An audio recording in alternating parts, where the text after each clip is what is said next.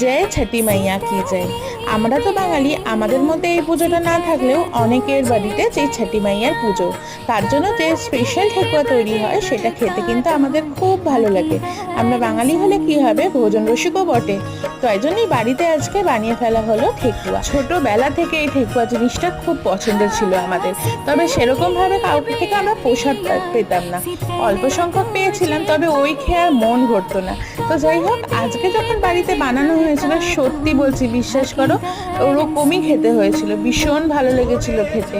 তবে প্রসাদ তো প্রসাদই হয়, তবে এইটাও কিন্তু স্বাদ খারাপ হয়নি।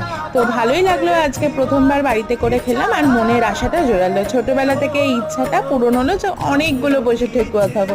তো আজকে তাই করেছিলাম, আমরা অনেকগুলো ঠেকুয়া খেতে পেরেছিলাম আজকে। রেসিপিটা আলাদা করে শেয়ার করলাম না, কারণ ওটাতে আমরা পারদর্শী নই। ভালো লাগলে লাইক করে যাও, সাবস্ক্রাইব করতে ভুলো না, পাশে থেকো।